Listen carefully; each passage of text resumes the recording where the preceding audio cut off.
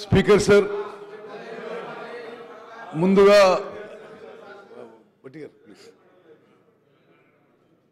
ప్రభుత్వానికి ఇరిగేషన్ సెక్టార్పై శ్వేతపత్రం శాసనసభలో చర్చించడానికి అవకాశం book ఇచ్చేసేది.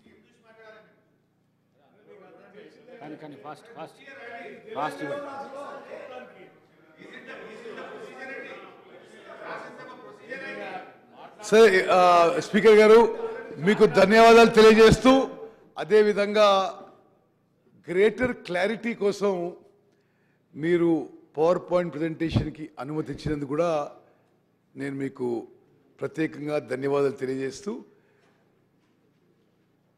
Over the next 45 minutes or 1 hour తెలంగాణలో ఇరిగేషన్ సెక్టర్పై జరుగుతున్న అన్ని విషయాలపై ఈ సభలో సభ్యులందరికీ, యావత్ తెలంగాణ ప్రజానీకానికి జరుగుతున్న విషయాలపై ప్రభుత్వం సైడ్ నుంచి మేము వైట్ పేపర్ ప్రజెంట్ చేస్తున్నాం.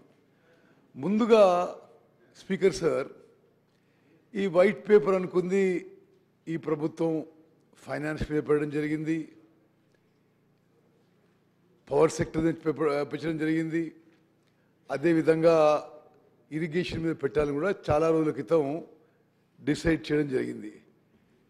ఈ వైట్ పేపర్ పెట్టాలని అనే నిర్ణయం తర్వాత ఈ మధ్య జరిగిన కొన్ని సంఘటనలు నేను ముందుగా ప్రస్తావిస్తున్నాను. మేడిగడ్డ బ్యారేజ్ అని, it is the heart of the Kaleshwaram project. Kaleshwaram ప్రాజెక్టులో మేడిగడ్డ, అన్నారం, సుందిల్లా 3 బ్యారేజెస్ నిర్మించి, మరి దాని ద్వారా గత ప్రభుత్వం 19 లక్షల ఎకరాలకి నీళ్ళిచ్చే ఆలోచన చేయడం జరిగింది. దురదృష్టవశాత్తు గత ప్రభుత్వం హయాంలో నిర్మించిన Medigadda barrage poor design, poor construction, poor O&M వల్ల సీరియస్ డిఫెక్ట్స్ డెవలప్ అయి ఈరోజు ఆ 3 బ్యారేజ్ల మరి వాటర్ స్టోరేజ్ కానీ ఆ బ్యారేజ్ల విషయంలో ఏ విధంగా ముందుకు పోవాలో ఈ ప్రభుత్వం నేషనల్ డ్యామ్ సేఫ్టీ అథారిటీని అప్రోచ్ అయిన విషయం కూడా శాసనసభ ద్వారా యావత్ రాష్ట్రానికి తెలియజేస్తున్నాం. ఇప్పుడు ఎంత సీరియస్గా డ్యామేజ్ జరిగిందో నేను కొన్ని విజువల్స్ ప్రదర్శిస్తున్నాను. ఇది మేడిగడ్డ బ్యారేజ్ పై ఆ రోడ్డు ఏ విధంగా కుంగిపోయిందో ఈ విజువల్లో చూడొచ్చు. ఒకటి స్ట్రైట్ ఫార్వర్డ్ ఫోటోగ్రాఫ్, ఒకటి సైడ్ నుంచి తీసుకున్న ఫోటోగ్రాఫ్. ఎంత క్లియర్గా ఈ మేడిగడ్డ బ్యారేజ్ కుంగిపోయిందో చాలా స్పష్టంగా అవపడుతుంది. నెక్స్ట్, ఇది మేడిగడ్డ బ్యారేజ్లో ఒక పియర్లో తీసుకున్న, ఒక 3-4 రోజుల కింద తీసుకున్న ఫోటోగ్రాఫ్. ఏ విధంగా కట్టిన 3 ఏళ్లకే పూర్తిగా కొలాప్స్ స్టేజ్ వచ్చిందో ఈ ఫోటోగ్రాఫ్ ద్వారా మరి చాలా స్పష్టంగా సభ్యులందరికీ నేను మనవి చేస్తున్నా. నెక్స్ట్, అదేవిధంగా ఈ పియర్ 20 ఏ విధంగా పగిలిపోయి ఆ ఫ్లోర్ సింక్ అవుతుందో ఈ 1 minute వీడియోలో చాలా స్పష్టంగా అవుతుంది. కింది నుంచి పై వరకు కూడా పూర్తిగా పగిలిపోయిన విషయం నేను మరి సభ్యులందరికీ కూడా జాగ్రత్తగా గమనించవలసిందిగా విజ్ఞప్తి చేస్తున్నాను. ఏది ఏది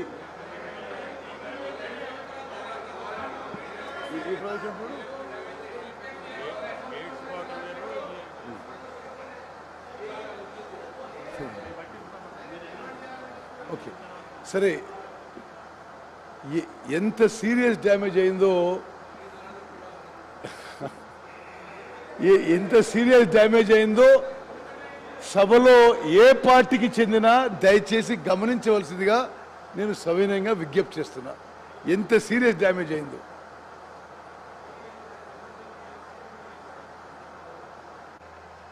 చూడండి అది ఎంత సీరియస్గా 100 ఏళ్ళు ఉండాల్సిన ఈ బ్యారేజు 3 ఏళ్లలో ఎట్లా కుప్పకూలిపోతుందో దయచేసి గమనించవలసిందిగా నేను విజ్ఞప్తి చేస్తున్నాను.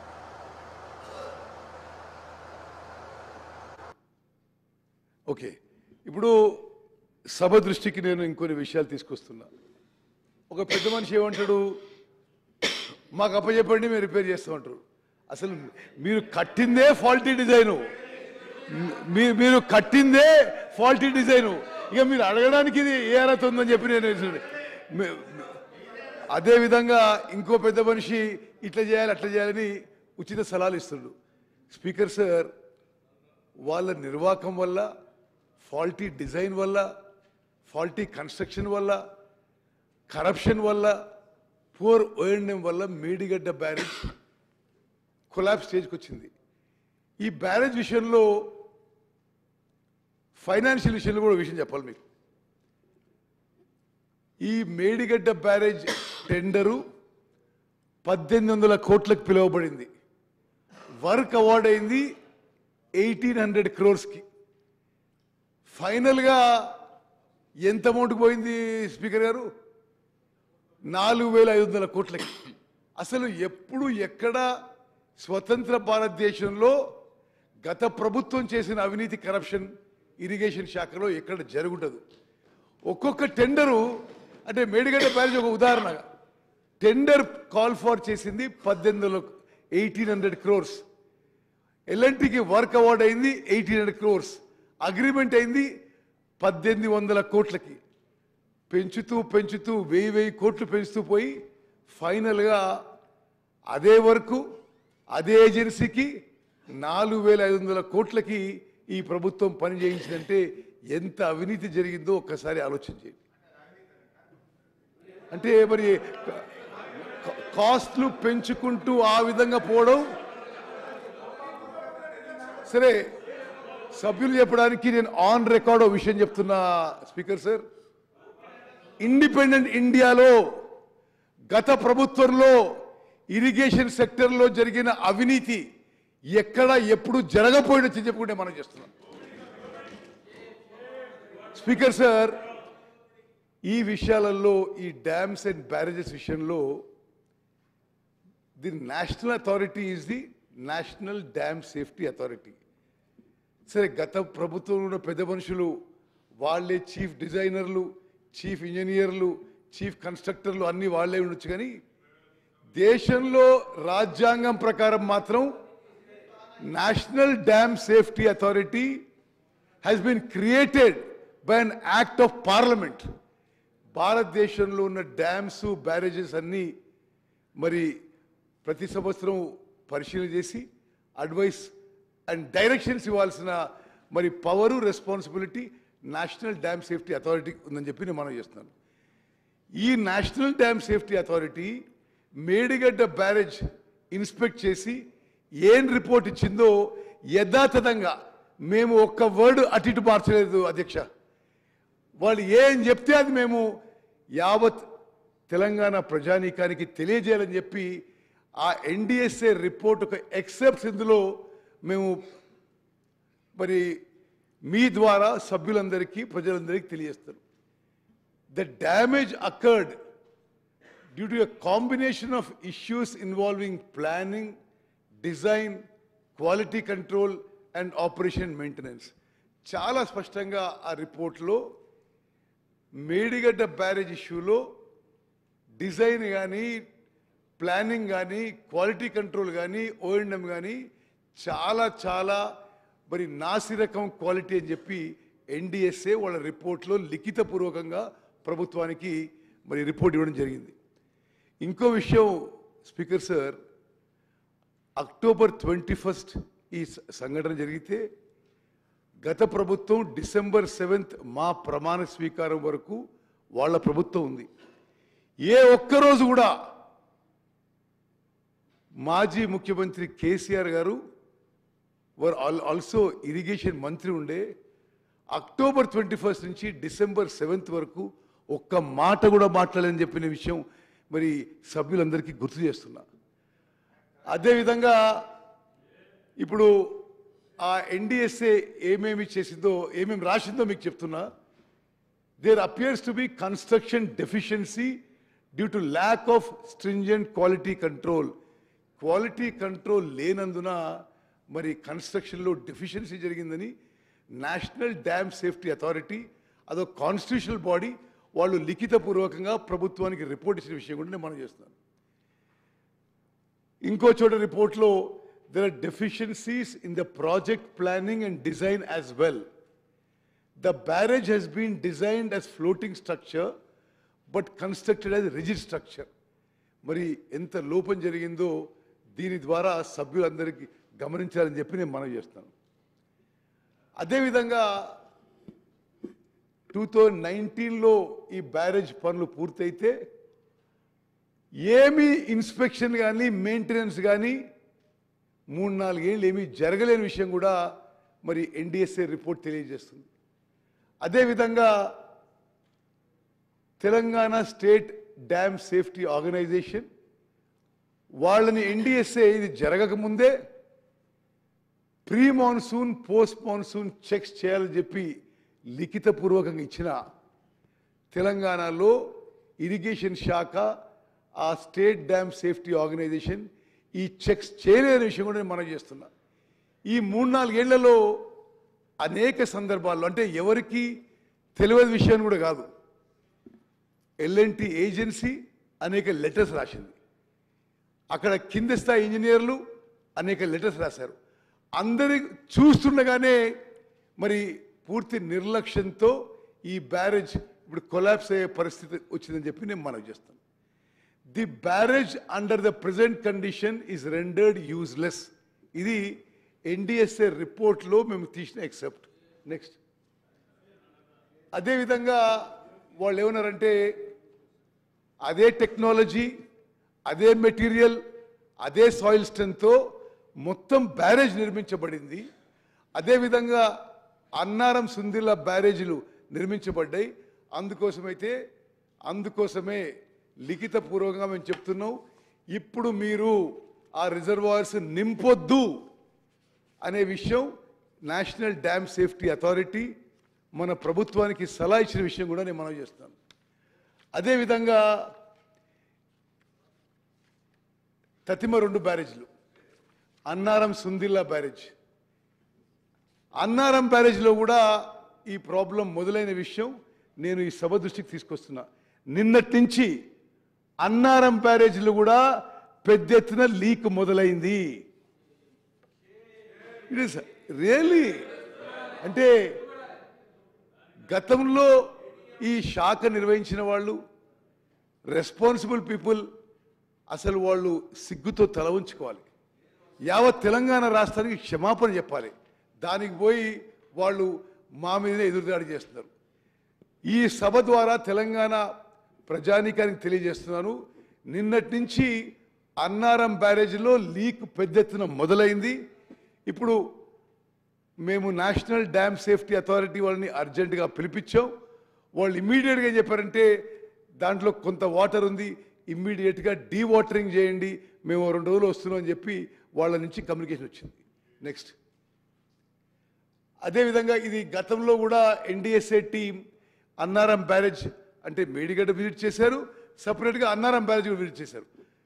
అన్నారం బ్యారేజ్లో కూడా చాలా విషయాల్లో డిజైన్లో, ప్లానింగ్లో, కన్స్ట్రక్షన్లో, ఓఎండ్ఎంలో కూడా చాలా ప్రాబ్లమ్స్ ఉన్నాయి, చాలా క్రాక్స్ ఉన్నాయి. మరి ఆ బ్యారేజ్లో కూడా ప్రమాదంలో ఉంది. అన్నారం బ్యారేజ్ కూడా ఏ విధంగా అయితే మేడిగడ్డ బ్యారేజ్ కుంగిపోయిందో, కొలాప్స్ అయ్యే పరిస్థితి వచ్చిందో, అన్నారం బ్యారేజ్లో కూడా ఆ ప్రమాదం ఉంది అని ఎన్డిఎస్ఏ రిపోర్ట్ మాకు ఇవ్వడం జరిగింది. నెక్స్ట్ అదేవిధంగా అధ్యక్ష, మేము ఇమ్మీడియట్ మెజర్గా ఈ ప్రభుత్వం రాగానే ఈ బ్యారేజెస్ విషయంలో vigilance and enforcement enquiry order చేశాం. విజిలెన్స్ అండ్ ఎంక్వైరీకి డిపార్ట్మెంట్కి కొంతమంది చీఫ్ ఇంజనీర్స్ అటాచ్ చేసి వాళ్ళు కూడా మరి రిపోర్ట్ ఇవ్వడం జరిగింది. స్పష్టంగా విజిలెన్స్ అండ్ ఎన్ఫోర్స్మెంట్ డిపార్ట్మెంట్ కూడా వాళ్ళు చేసిన రిపోర్ట్ల ఎంక్వైరీలో మరి తేలిన విషయాలు ఏంటంటే the department irrigation department has not carried out the work as per the specified sequential manner. అదేవిధంగా చాలా డీవియేషన్ అప్రూవల్స్ ఇష్యూ చేశారు, ఆ ఇన్స్పెక్షన్ నోట్స్ ఏవీ లేవని చెప్పి. అదేవిధంగా ఈ బ్యారేజు ఆనాటి ముఖ్యమంత్రి గారు జూన్ 19వ తారీఖు 2019న ఇనాగ్రేట్ చేస్తే ఆ తర్వాత 4 ఏళ్ల పాటు నో ఆపరేషన్ అండ్ మెయింటెనెన్స్ జరిగిందని విజిలెన్స్ రిపోర్ట్లో ఉంది. నెక్స్ట్. అదేవిధంగా రకరకాల విషయంలో మరి ఈ బ్యారేజెస్ విషయంలో చాలా లోపాలు జరిగాయి, నిర్లక్ష్యం జరిగింది, దానివల్లనే ఈ డ్యామేజ్ జరిగిందని ఆ విజిలెన్స్ రిపోర్ట్లో కూడా ఉంది. అదేవిధంగా అప్పుడున్న ఇంజనీర్ ఇన్ చీఫ్ మరి ఆ డిఫెక్ట్ లయబిలిటీ పీరియడ్లోనే బ్యాంక్ గ్యారంటీస్ ఆ ఏజెన్సీకి విడుదల చేశాడు. మేము చర్యలు తీసుకొని ఆ ఇంజనీర్ ఇన్ చీఫ్ రామగుండంని సర్వీస్ నుంచి టర్మినేట్ చేశాం. నెక్స్ట్. అధ్యక్ష, స్పీకర్ సార్, అదేవిధంగా మనం ఈ మేడిగడ్డ బ్యారేజు కాళేశ్వరం ప్రాజెక్ట్ గురించి మాట్లాడుతున్నాం కాబట్టి మీకు తెలుసు, నిన్నగాక మొన్న సిఏజీ రిపోర్ట్ శాసనసభలో టేబుల్ చేయడం జరిగింది. Controller and auditor general of India is one of the highest constitutional bodies of India.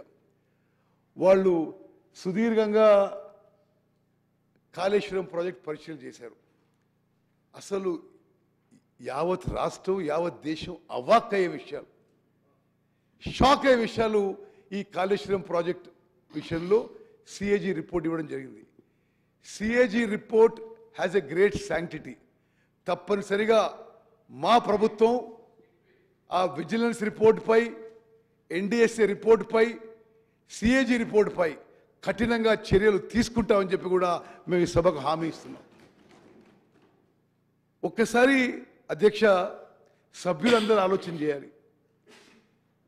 అంతకుముందున్న Congress ప్రభుత్వం తుమ్మడిహెట్టి దగ్గర doctor BR Ambedkar Pranahita Chevella project 38,500 కోట్లతో డిజైన్ చేసి 16,40,000 ఎకరాలకి కొత్త ఆయకట్టుకి నీళ్ళందించే ప్రపోజల్ తయారు చేయడం జరిగింది.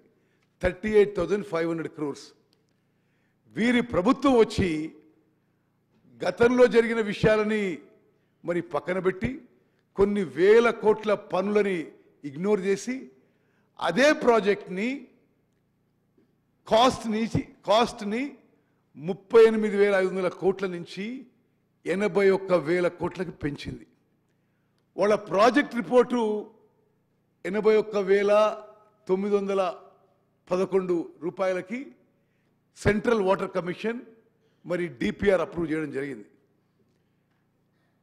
81,000 crores సిడబ్ల్యూసి అప్రూవ్ చేస్తే ఈ రోజు వరకు అసలు ఇక చాలా పనులు మిగిలిన్నాయి. ఇంకా 50,000 కోట్ల పనులు మిగిలిండి 94,000 కోట్లు ఆల్రెడీ ఖర్చు అయిపోయి మరి ఆ ప్రాజెక్టు అసలు పూర్తి కావడానికి ఇంకా చాలా టైం పట్టేటట్టుంది. సిఏజీ అబ్జర్వేషన్ ప్రకారం 81,000 crores సిడబ్ల్యూసి అప్రూవ్ చేస్తే ఇప్పుడు ప్రాజెక్ట్ కాస్టు ప్రస్తుతం వాళ్ళకున్న అంచనాలు ఇది 2022లో సిఏజీ ఎగ్జామిన్ చేసింది.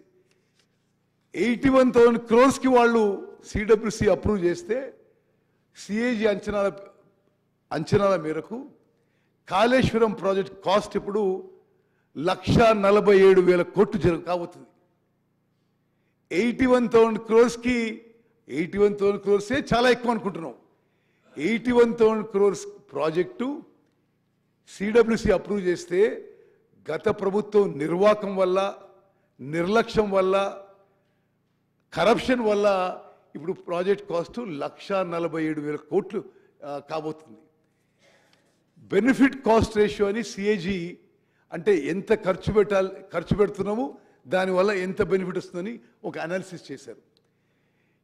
81,000 ఖర్చు చేసి ఉంటే బెనిఫిట్ కాస్ట్ రేషియో 0.75 ఉండేది. Considering the latest likely project cost అంటే 1,47,000 కోట్లు ఖర్చు పెడితే benefit cost ratio works out to 0.52. అంటే ప్రభుత్వం అమూల్యమైన ప్రజా సొమ్ము ఖర్చు పెట్టిన ప్రతి రూపాయికి రిటర్న్ విల్ బి 52 పైసా.